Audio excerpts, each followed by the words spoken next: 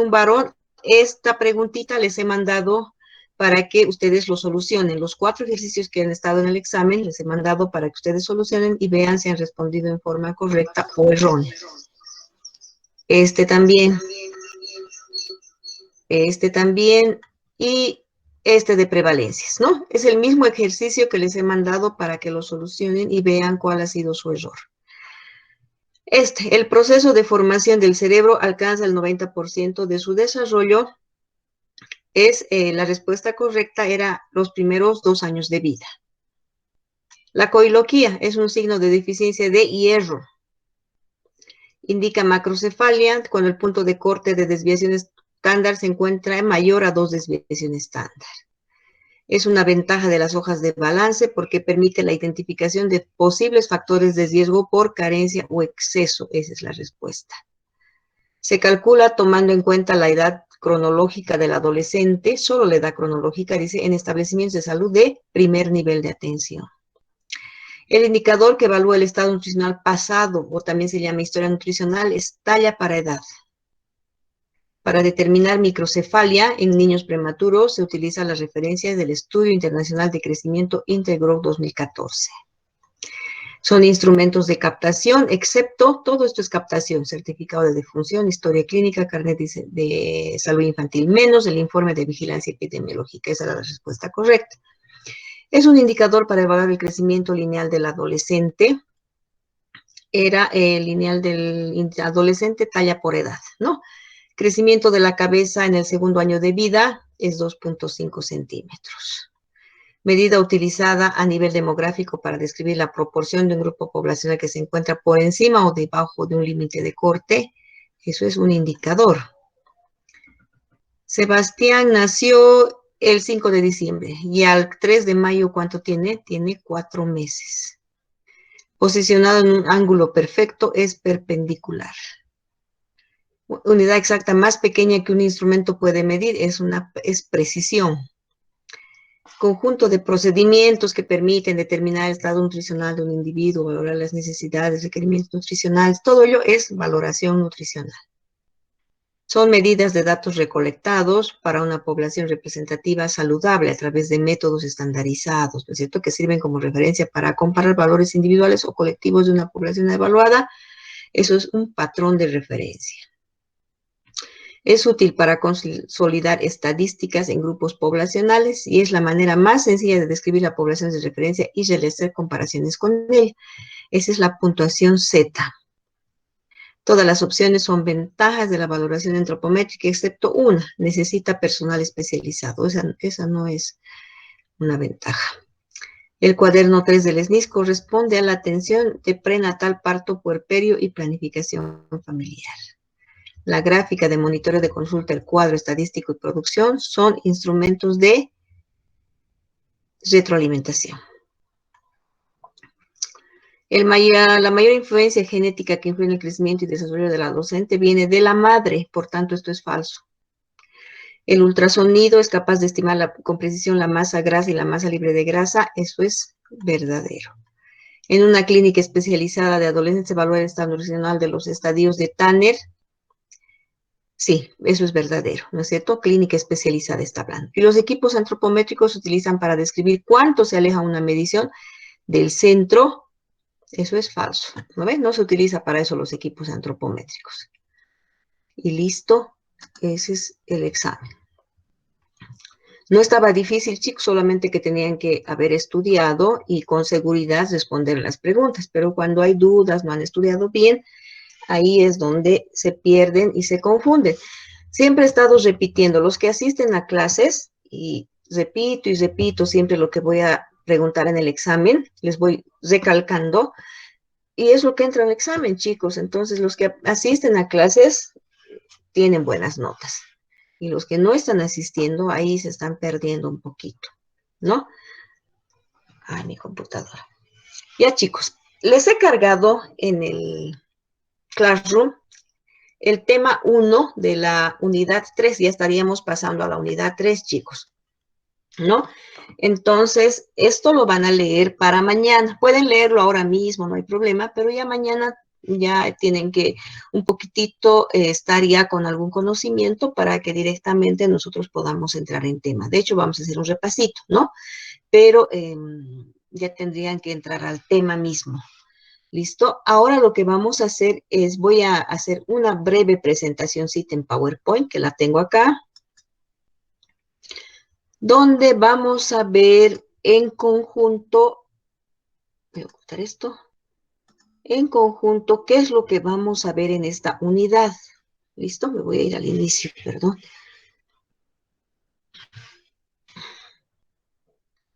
Un poco lentita mi compu. Ya. Entonces, aquí más que todo voy a dar una introducción de la unidad 3, es decir, para que ustedes estén al tanto de lo que vamos a llevar en esta unidad, que es un poquito amplia, más amplia que las otras dos que hemos visto, pero que les va a gustar bastante. ¿Listo? Entonces acá vamos a empezar.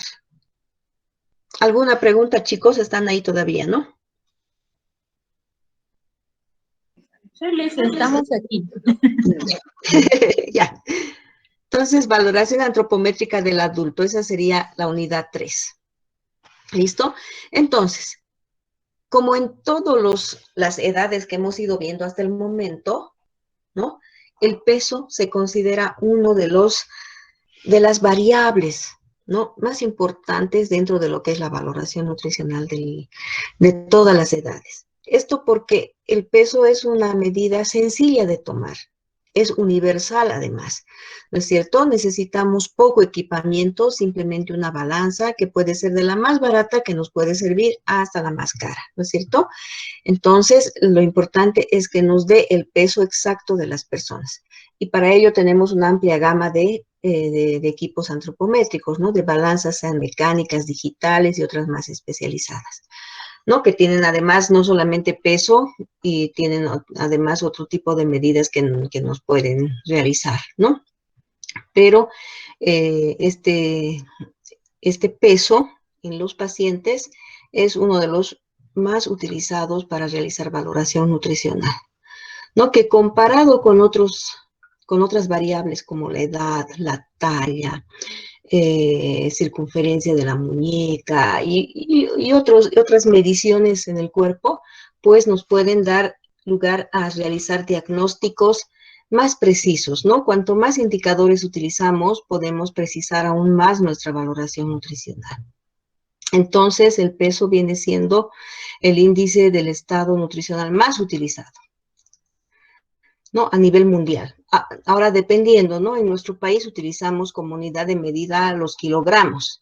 En cambio, en el norte de América se utiliza más que todo las libras, ¿no? Entonces, independientemente de qué unidad de medida se utilice, nosotros podemos hacer las conversiones respectivas para poder utilizarlo según estemos trabajando ya sea en Bolivia o en Canadá, por decirles, ¿no?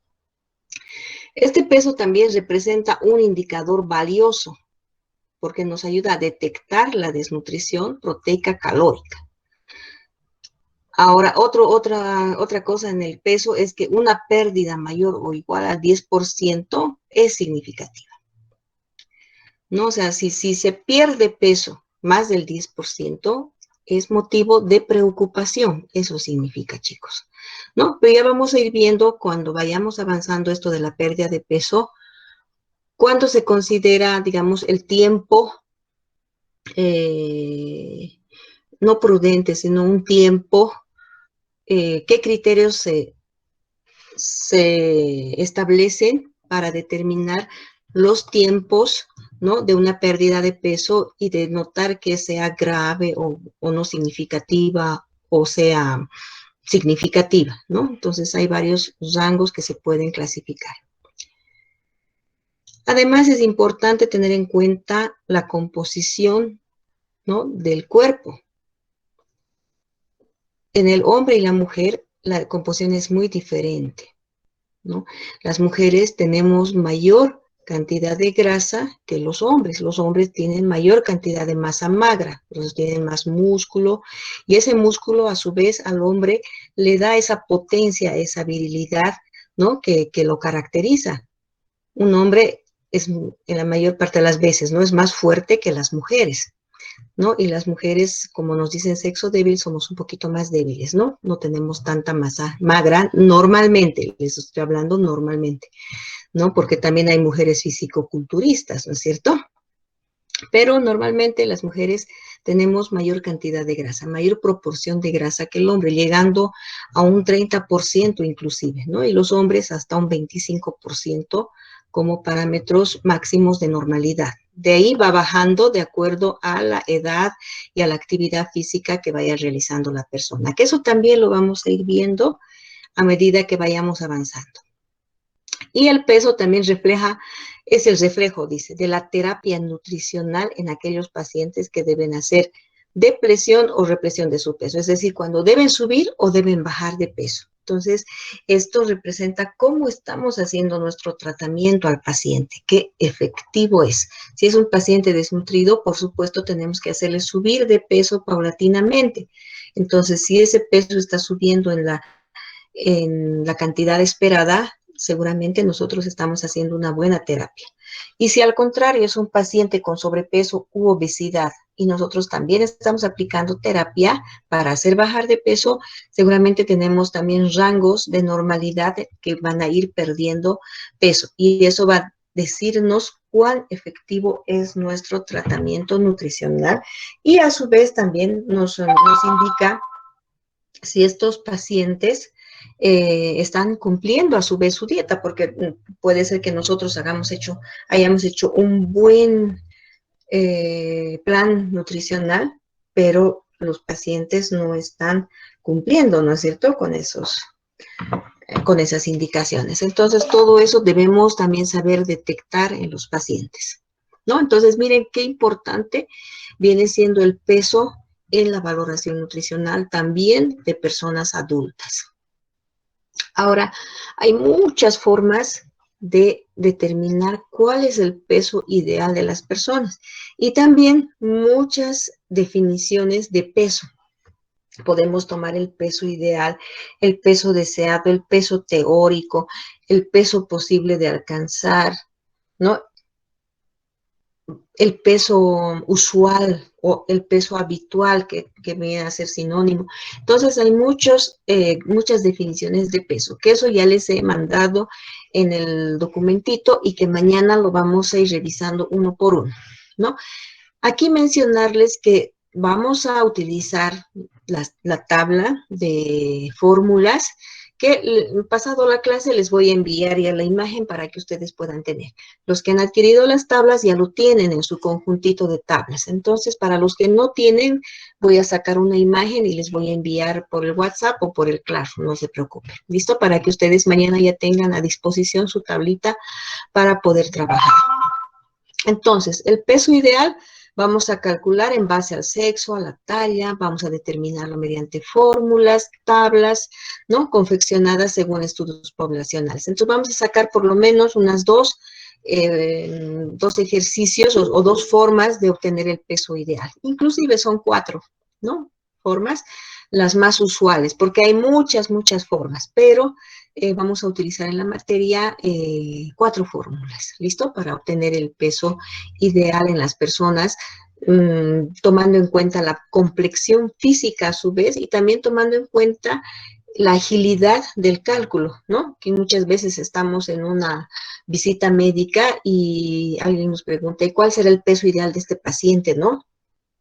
Y nosotros únicamente sabiendo la talla de ese paciente, podemos directamente, sin necesidad de cálculos matemáticos así, con calculadora ni nada por el estilo, sino un cálculo mental, podemos decir tanto es su peso ideal, ¿no es cierto? Está alrededor de tanto. Y entonces eso también lo vamos a ver mañana poco a poco. Entonces, por fórmulas, por ejemplo, esta es la ecuación de Hamble, ¿no?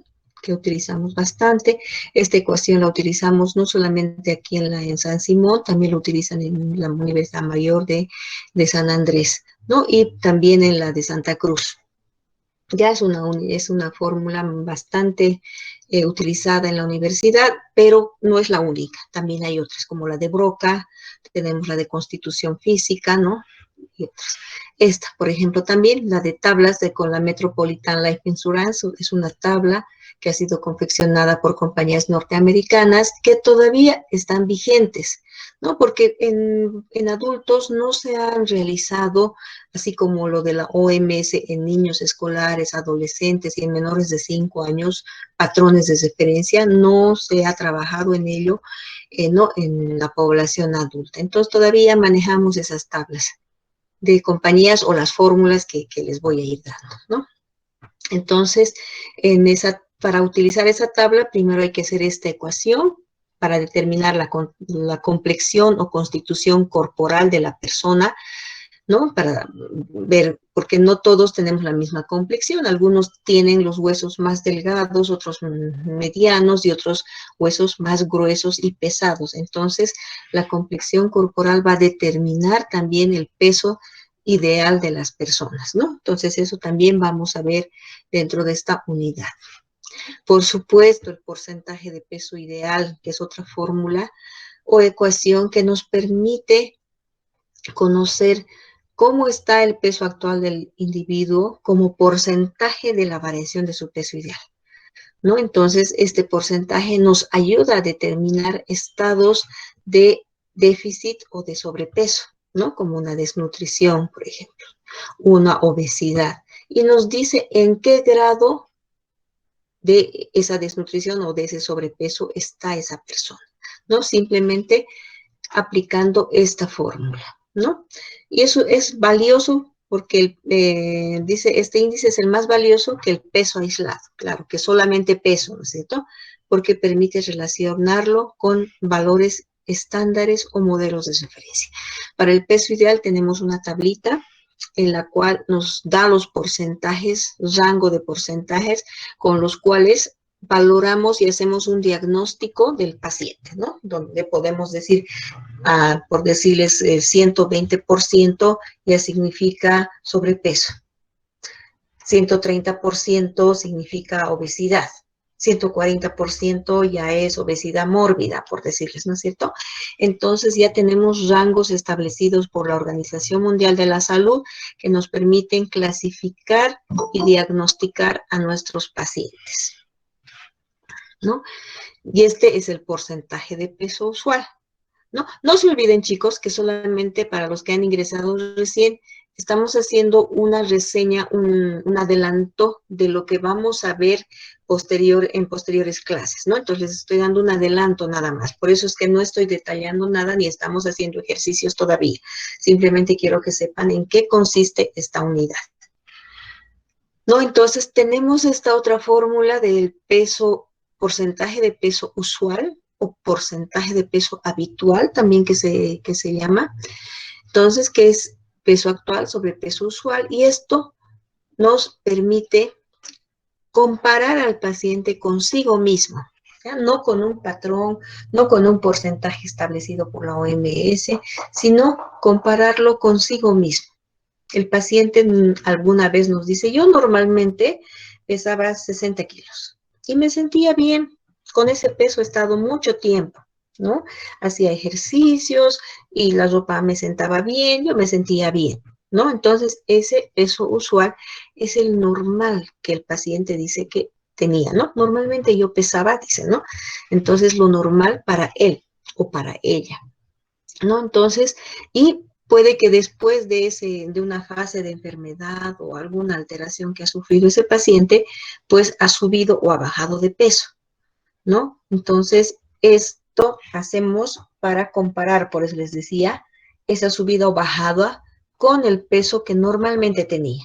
Por tanto, es una comparación del peso con el peso del anterior de ese paciente, o sea, es consigo mismo. No comparamos con ninguna tabla. ¿Listo? Entonces nos hace saber que en qué porcentaje de su peso normal ese paciente ha bajado o ha subido de peso, ¿no? Entonces, ese peso usual o habitual, que es el normal para el paciente, es aquel que el paciente recuerda, ¿no? Dice, yo tenía tanto, ¿no? En condiciones de salud durante la mayor parte de su vida. Puede decir, no, yo he pesado así varios años en mi vida. ¿Ya? y permite comparar al paciente consigo mismo, ¿no? Decíamos, y no con un patrón ideal. Y en base a ese porcentaje de peso usual, nosotros podemos sacar el porcentaje de cambio de peso, es decir, cuánto de porcentaje, o sea, en qué porcentaje ha habido el cambio, ¿no? Si ha sido en menor o mayor, ¿no? Ese cambio de peso, ¿en qué porcentaje? Puede haber bajado más del 10%, solo 5%, solo 2%, el 20%, o puede haber subido a su vez, ¿no? Entonces, normalmente, pero este indicador se utiliza para personas que han bajado de peso. Normalmente utilizamos para pacientes que bajan de peso, ¿no? Podemos utilizarlo en pacientes que suben de peso, pero más que todo para saber en qué porcentaje de su peso anterior subió peso, ¿no? Pero este indicador más que todo nos sirve para los que bajan de peso porque nos señalan o nos indican si hay un riesgo, ¿no? De quedar desnutrido, ¿no? O si corre riesgo de morir, por ejemplo, este paciente si ha bajado mucho de peso. Entonces, por ejemplo, aquí nos dice, si ha perdido en forma involuntaria un 10% de su peso, corre riesgo de desnutrición. Ese paciente ya está yendo a desnutrirse, ¿no? Y que haya perdido un 30% debajo de su peso, dice, corre grave riesgo de morir, ¿no? Entonces, inclusive estos porcentajes, bueno, el 10% no se discute mucho porque la mayoría de las bibliografías coincide en que el 10% el paciente con esa pérdida corre riesgo de desnutrición.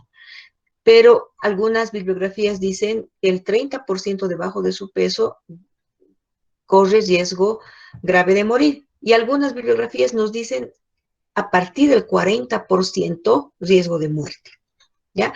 Entonces, esto es según la bibliografía que vayamos consultando. ¿Listo? Entonces, yo les he puesto aquí el 30% debajo de su peso corre grave riesgo de morir para alertarnos, ¿no? Más que todo. Pero, como les decía, hay otras bibliografías que nos nombran el 40%. También en la unidad vamos a ver algunas fórmulas que nos van a ayudar a determinar el estado nutricional de pacientes a los cuales no podemos pesarlos o no podemos tallarlos, ¿no? Que estén postrados en cama, por ejemplo, cuando hacemos la evaluación nutricional en pacientes hospitalizados. Entonces, una de estas fórmulas es la fórmula de Benke para el paciente postrado, que nos va a permitir estimar su peso corporal. Ojo, estamos diciendo estimar, ¿no es cierto? Es decir, un peso aproximado, ¿ya? Porque exacto no lo vamos a poder sacar, ¿no? Con esta fórmula, pero estimamos el peso corporal a partir de la medición de la talla y de 12 perímetros corporales, ¿no? Muchos pacientes, bueno, la mayoría de los adultos más bien, no van a crecer ni decrecer, ¿no es cierto? Ya terminaron su fase de crecimiento. Y en los adultos, muchos de ellos saben cuánto miden.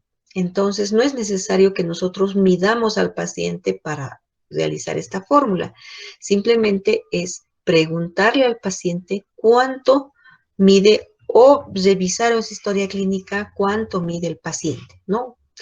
Entonces, con este dato nosotros podemos empezar a trabajar y obtener los 12 perímetros corporales, que son 12 medidas que se le hace al paciente, independientemente que esté postrado, ¿no? Puede ser con ayuda de un fisioterapeuta, si es un tercer nivel de atención, ¿no? O donde haya este profesional. No se olviden que la atención integral es importante en los servicios de salud. Y cuando no podemos hacer una actividad, ¿no? En este caso, movilizarlo al paciente, tomarle algunas medidas, pues es importante que acudamos al resto del personal de salud. Puede ser personal de enfermería y mejor si es un fisioterapeuta, porque con el fisioterapeuta, como conoce las partes del cuerpo, la ubicación de los huesos, de los músculos, entonces nos va a ser de mayor ayuda para poder manipularlo o manejarlo al paciente y poder tomarle estas medidas, ¿no? Del cuerpo, que son 12.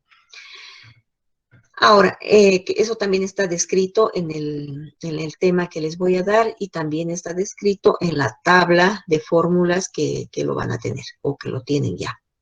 Entonces, ¿cuánto de precisión tiene esta fórmula? Bueno, precisión no podemos hablar, pero cuánto ay, no sé qué palabra decirles, ¿no? De aproximación, quizás vaya el mayor término, quizás es mejor, ¿no? El término aproximación tiene en relación a su peso real, ¿no? Entonces, es más o menos 700 gramos para mujeres y 600 gramos para hombres. O sea, el nivel o la cantidad de peso que, que puede fallar haciendo estas medidas es de 700 gramos para mujeres, ¿no? Y 600 gramos para hombres. Y si ustedes se dan cuenta, es menos de 1 kilo, que si lo hacemos bien las medidas y aplicamos muy bien la fórmula, es menos de 1 kilo de error de estimación que vamos a tener con este método, que a mis ojos esto es una buena fórmula para poder sacar el peso del paciente. Y el peso se necesita para muchas cosas en el tratamiento de estos pacientes. Por ejemplo, si es un paciente renal, tenemos que saber cuánto está pesando para ver cuánto está fundiendo de edemas, ¿no? Además, para calcular también ¿cómo se llama? Las calorías por kilo peso, proteínas por kilo peso, sodio, quién sabe, ¿no es cierto? Líquidos por kilo peso. Entonces, en dietoterapia ustedes cuando lleven van a ver que hay muchas patologías en las cuales aplicamos la fórmula o la molécula calórica de acuerdo al peso del paciente, ¿no? Y también los minerales, las vitaminas y muchos medicamentos se hacen en relación al peso del paciente. Por tanto, saber estimar de esta forma en un paciente postrado nos va a ser de mucha utilidad. ¿Hasta aquí alguna pregunta, alguna duda, chicos?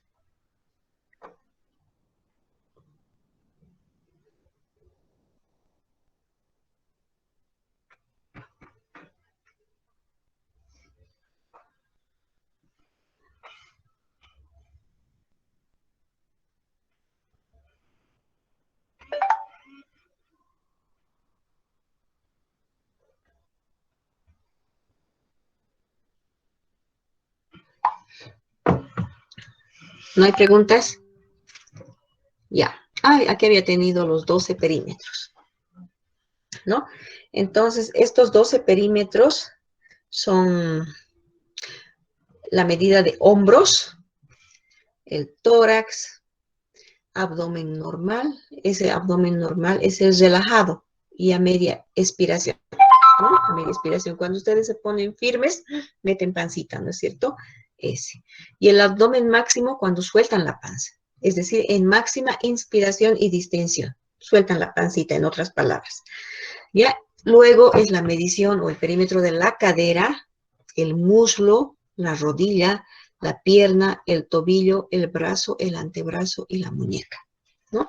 Entonces, si ustedes ven, estas 12 medidas son las que tenemos que tomar al paciente para saber el peso.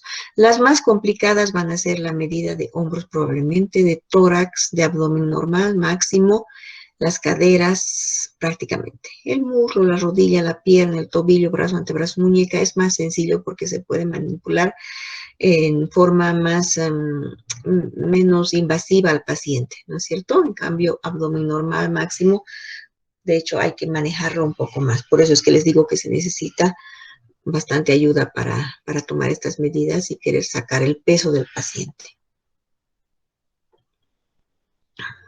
Acá, el índice de masa corporal, que ya lo conocemos, ¿no es cierto?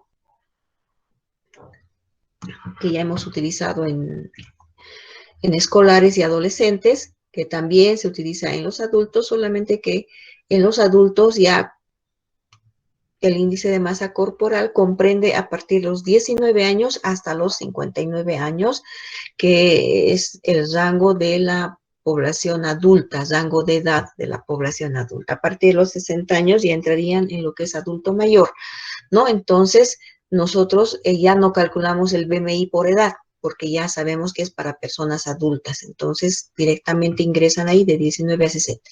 Y cuando los vamos a ver adulto mayor, ya directamente vamos a incorporar con los parámetros, ¿no? O con los rangos de estado nutricional a partir de los 60 años hacia adelante, ¿no? Eso, pero ya lo vamos a ver más adelante. Entonces, este indicador nos permite relacionar el peso actual con la talla y determina una fiel correlación entre la altura y la masa grasa de un individuo, ¿no es cierto? Generalmente este índice no varía con la edad del hombre, pero sí puede aumentar ligeramente en la mujer, ¿no? Entonces, ¿por qué? Porque la mujer va acumulando mayor cantidad de grasa con el tiempo, ¿no? Es por esa razón. Y los rangos, ustedes los van a ver cuando estemos en esta parte del tema, que los rangos son bastante amplios para el índice de masa corporal, rangos de normalidad, bastante amplios, cosa de que ahí entran pues los que tienen contextura delgada o ligera y los que tienen contextura gruesa, ¿no? O corpulenta, también hay varias formas también de describir la constitución corporal. Otra medida, la circunferencia muscular del brazo, que también nos puede servir cuando tenemos pacientes postrados en cama o en terapia intensiva, por ejemplo, que queremos saber cómo está yendo nuestro tratamiento, si este paciente está subiendo de peso, lo estamos manteniendo, ¿no? En su peso normal y pues nos podemos ayudar de este indicador, que es la circunferencia muscular del brazo, simplemente haciendo la medición de la parte media, ¿no? Del brazo del paciente y pues comparándolo con estándares, ¿no? Y esto también nos va a permitir saber cómo está nuestro paciente.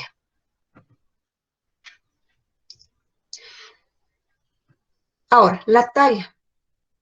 La talla a menudo, perdón, representa un problema tanto en pacientes postrados como en ancianos, ¿no? Porque no pueden permanecer erguidos, ¿no? Los adultos mayores especialmente, porque pueden tener cifosis, escoliosis de la columna, ¿no? Empiezan a encorvar la columna, la jorobita que decimos, ¿no es cierto? Entonces, en algunos pacientes va a ser dificultoso esto, ¿no? Y en pacientes que están postrados por, ¿no? Un paciente con traumatología, por ejemplo, no lo vamos a poder tallar. Pero como les digo, la mayoría de las personas actualmente conoce cuál es su talla. Entonces, es simplemente muchas veces preguntar, a no ser que el paciente nos mienta, ¿no? Que algunos se aumentan la talla siempre, ¿no? Debido a que la longitud de los huesos largos permanece estable a lo largo del envejecimiento, dice, puede utilizarse métodos alternativos para determinar la talla a través de fórmulas que tienen en cuenta la medición de estos huesos. Entonces, por ejemplo, ¿no? Se puede hacer mediante la altura de la rodilla, ¿ya? Entonces, simplemente midiendo la altura de rodilla, podemos nosotros, haciendo el cálculo mediante una fórmula, saber cuál es la talla aproximada de este paciente, ¿no es cierto? Entonces, también hay métodos para determinar la talla, ¿no? Entonces, para esto se utiliza un compás de hoja ancha, ¿no? Para hacer una especie de pinza y ubicar el talón del paciente y la parte baja de la rodilla, ¿no? Entonces, utilizamos esto para saber la altura, para saber su talla del paciente, ¿no? Y hay diferentes fórmulas para calcular. Hay unas que son específicamente para hombres, otras para mujeres, y también hay otra fórmula que es para ambos casos, ¿no? Que es simplemente lo que se hace es cambiar un dato de la constante, ¿no? Que uno es para varón, dos para mujer, por ejemplo. Entonces simplemente cambiamos eso y podemos obtener cuál es la talla en nuestro paciente. También vamos a ver otros indicadores como por ejemplo para determinar o detectar posibles riesgos cardiovasculares en los pacientes, ¿no? Como son el índice cintura-cadera, por ejemplo, la circunferencia de la cintura, no más que todo estos. Actualmente también se utiliza el diámetro sagital y la circunferencia del cuello. Les cuento que hay un estudio que hicieron en La Paz en población escolar, ¿no? Con esta medida de la circunferencia del cuello, un estudio muy interesante que lo hizo la Universidad Mayor de San Andrés, ¿no? Y como un nuevo indicador de evaluación nutricional, ¿no? Hay que tomar en cuenta de que no muchas veces se tienen los equipos, ¿no? Para hacer una medición antropométrica, la balanza, el tallímetro y todo aquello. Y el tallímetro que los chicos a veces se paran rectos, a veces no, y la persona tiene que estar muy bien entrenada para realizar esta medición, ¿no es cierto?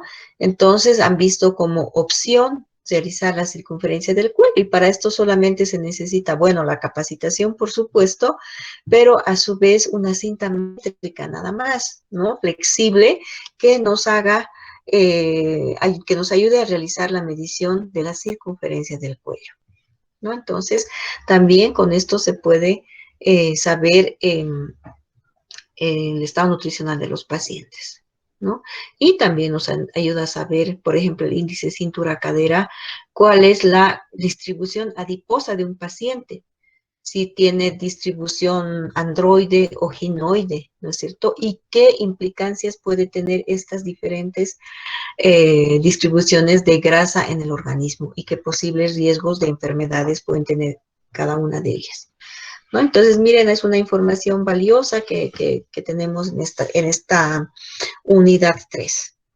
Por supuesto, también vamos a ver la parte del porcentaje de masa grasa. Vamos a poder calcular el porcentaje de masa grasa y el porcentaje de masa grasa en las personas, ¿no? Vamos a aprender a sacar esto, medir eh, con la ayuda de un plicómetro la el panículo adiposo, ¿no? Agarrar el panículo adiposo y medir cuántos milímetros tiene ese panículo y relacionarlo con las tablas de Durning, en este caso con la tabla de Durning, que nos va a ayudar a verificar mediante la medición de 4 pliegues, el tricipital, el bicipital, el suprailíaco y el subescapular, nos van a ayudar a determinar qué cantidad de grasa tienen las personas, ¿no? Lastimosamente, chicos, ya estaba con la esperanza de que podamos hacer las prácticas semipresenciales, poder turnarnos y hacer algo,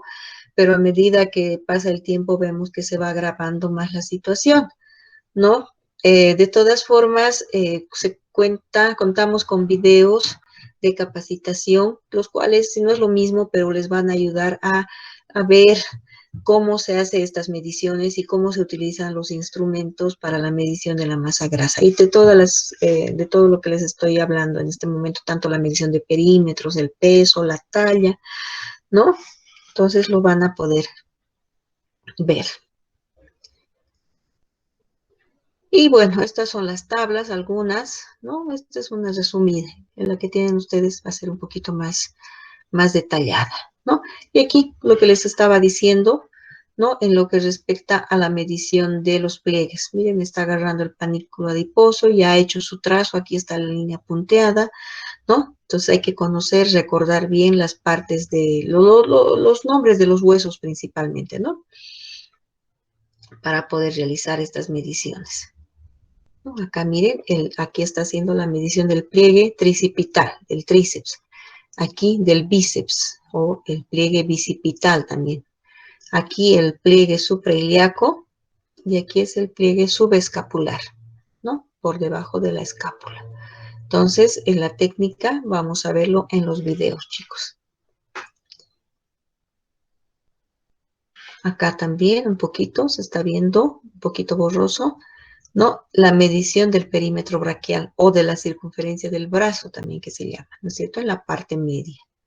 Y este es el instrumento que utilizamos para hacer las mediciones de los pliegues. Se llama plicómetro, ¿no? Este es el mismo que tenemos en la carrera para hacer las prácticas. La misma marca, el mismo color, ¿no? Entonces, con esta tenacita, especie de tenaza, nosotros hacemos la medición de los pliegues para calcular el porcentaje de masa grasa, ¿no?, de nuestro paciente, y por diferencia el cálculo de masa magra, ¿no? Aquí también, un poquito borroso, chicos, ¿no? Está haciendo la medición. Miren acá, es una especie de relojito, ¿no?, que va y esta tenaza se abre de acuerdo al grosor de este panículo adiposo, de este pliegue que agarramos de grasa, ¿no? Y nos ayuda a medir. Nosotros hacemos la lectura y vamos registrando para luego sumar los 4 perímetros y compararlos con la tabla. Y aquí otras mediciones, por ejemplo, la circunferencia de la pierna, circunferencia de la cintura, donde se ve que tiene que hacer de la parte más angosta del tronco, ¿no?, de acá de todo el tronco. La circunferencia de la cadera, que debe ser de la parte más ancha y sobresaliente de los glúteos. Y miren, el panículo adiposo subescapular, como les decía, ¿no?, por debajo de la escápula. Y miren, es otro instrumento. También se llama aplicómetro, pero ya es diferente en su modelo, ¿no? Acá, miren. Este es uno de los mejores, este instrumento. Aquí también está agarrando. Algunas figuritas les puse. Acá también. Este es el tricipital, ¿no? Porque aquí vemos la espalda del paciente, está aquí su omóplato. Y estas son las tablas de contenido de grasa, que ya lo tienen ustedes. Los que no tienen les voy a mandar en foto. ¿No? Y hay otras mediciones que se hacen, otras fórmulas, que serían ¿cómo se llama? La obtención de la densidad, ¿no? Que no es muy utilizado en nuestro medio, pero hay fórmulas de Siri y la de Brosic para saber también la grasa corporal de los pacientes, ¿no? Aquí tienen varias fórmulas. Estas ya son un poquito más complicaditas matemáticamente hablando porque ya se hace con logaritmos. Y para la masa muscular, también les decía, ¿no?, de que tenemos también la fórmula para sacar por diferencia de la masa grasa. Ahí están otras fotitos para que ustedes vayan viendo. La fórmula de la circunferencia muscular del brazo, ¿no? Esto más que todo es para comprobar la situación proteica muscular, ¿no?, del paciente. Que no vaya desnutriéndose y perdiendo proteínas, de eso se trata. Y esta es la tabla que se utiliza, ¿no? Esta es la de Fries-Sancho, por si acaso. Ya. Bueno, este era un trabajo práctico que hacíamos porque evaluábamos y clasificábamos a los compañeros del grupo en cada uno de los parámetros vistos anteriormente, ¿no? Entonces, normalmente, como les decía, hacíamos trabajo de pares. Entonces, en las prácticas, todos los estudiantes tenían que medir a su compañero, hacerle todas las mediciones y hacer toda la evaluación nutricional, cosa de que todos ustedes, al terminar la materia, salían con su evaluación nutricional completa, ¿no? Cuánto de masa grasa, masa magra, su peso ideal, su porcentaje de peso ideal, porcentaje de peso usual, su altura de rodilla y todo lo que hemos ido viendo en esta pequeña presentación, ¿no?, de lo que va a significar esta unidad 3. Y eso es, chicos, en concreto lo que vamos a ver. Lo que he incorporado ahora es, porque bueno, tenemos que ir avanzando un poquito, ¿no? Cada vez hay mayores, o sea, van incorporándose en el quehacer de la antropometría otros parámetros para ir revisando. En este caso es la anchura del codo, ¿ya? La anchura del codo, que así como la altura de rodilla, igualmente con la anchura del codo nosotros no es que vamos a determinar talla, sino vamos a determinar la complexión física de las personas. Y con esa complexión física que nos va a dar la anchura de codo podemos determinar el peso ideal del paciente, ¿no? Entonces, algunos estudiantes tienen este aparatito para determinar la anchura de los huesos Entonces, por eso es que he incorporado. Y otra cosa, chicos, les cuento que el mes de mayo, este mes, se va a haber un curso de duración de una semana, que yo sepa son 5 días, bueno, hábiles, ¿no? Que va a haber el curso de antropometría dictado por facilitadores del ISAC. ISAC es la ¿cómo se llama? La sigla de este instituto especializado en antropometría, ¿no? Entonces ellos dictan cursos de nivel 1, 2 y 3 para especialistas en antropometría, ¿no? No es necesario ser profesional, también lo hacen estudiantes, ¿no? Solo que el curso tiene un costo de $250, que yo sepa, ¿no? De todas formas, se va a llevar a cabo aquí en Cochabamba y sé que va a ser alrededor del 18 de julio, si no me, perdón, de mayo, ¿no? Entonces, no he visto propagandas, pero sí me he enterado por la página del Colegio de Nutricionistas. Por si acaso les doy como dato, ¿no? Si hay alguien que le interesa este curso, les puedo pasar el contacto. ¿Alguna pregunta, chicos? ¿Se me fueron o están todavía?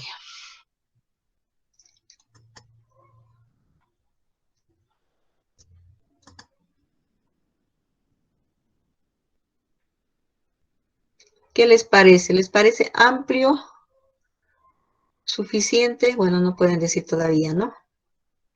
Si es suficiente o no, pero el tiempo que tenemos, eh, tanto virtual como presencial, nos da como para que avancemos todo esto que les acabo de mostrar. Elisa, ¿cómo está? Buenas tardes. Hola. Bueno, a mí me parece interesante y aunque yo pienso que la práctica sería lo mejor, ¿no? Para saber manejar el caliper, todo, porque a veces cuando uno no sabe manejar, pellizca, ¿no? Al paciente y eso hay que evitar, ¿no? Entonces, con la Sí, práctica sería bueno.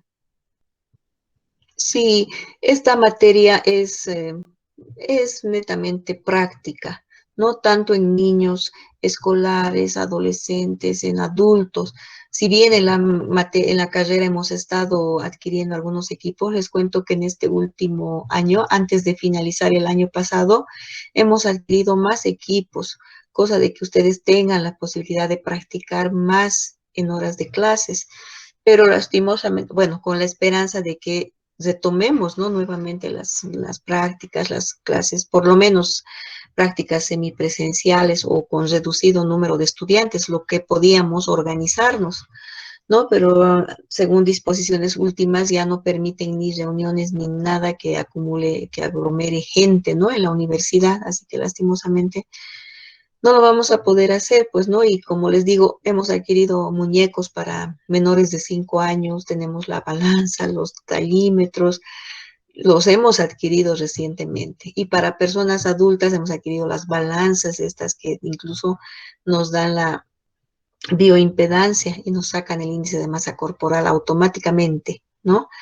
Entonces, bueno, de todas formas, como les digo, más bien que tengo los videos del ISAC, ¿no? Que es esa institución que, bueno, yo los uso porque yo soy antropometrista nivel 1 de este instituto, o sea que por eso es que yo puedo difundir estos videos, aunque también están en forma libre en el YouTube, ¿no? En YouTube ustedes buscan y están ahí todos los videos, pero yo lo hago con, diríamos, mayor seguridad y sin dañar la ética, digamos, ¿no? De que estuviera usando algún material que no es, porque, bueno, soy acreditada en el nivel 1 para utilizar, ¿no? Estos videos. Y eso les va a ayudar bastante porque son bastante interesantes, cortitos, concretos, y el profesor que está dando estas indicaciones es bastante bueno, ustedes van a verlo.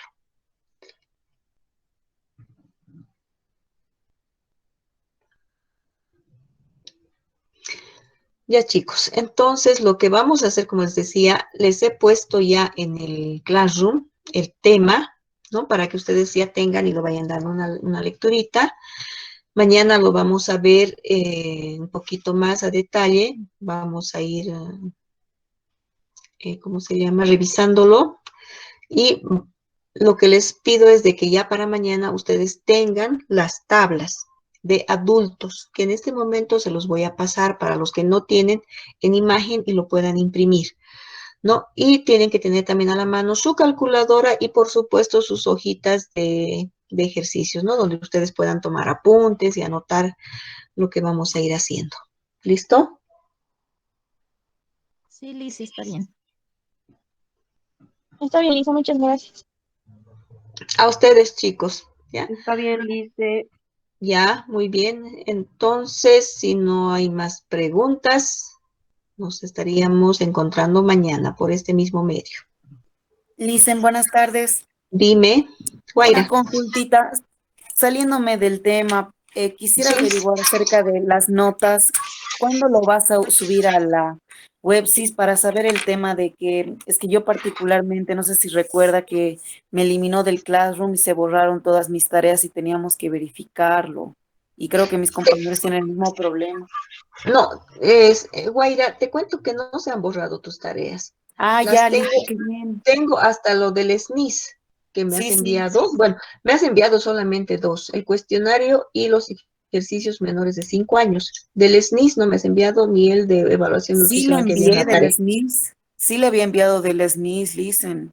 Qué Sí, hay raro. algunos, sí. ¿Saben qué? Yo eso no les podría ya decir. Hay de varios estudiantes. Voy a aprovechar que nos queda un poco de tiempo, chicos. De todas formas, para los Sí. que ya hemos terminado, pueden salir, no hay problema. Ya, por ejemplo, a ver. ¿Quiénes me han reclamado de que no tenían su... ¿Por qué no tengo el SNIS? Me dijeron, creo que era Robles, Marce, no. Yo le dije.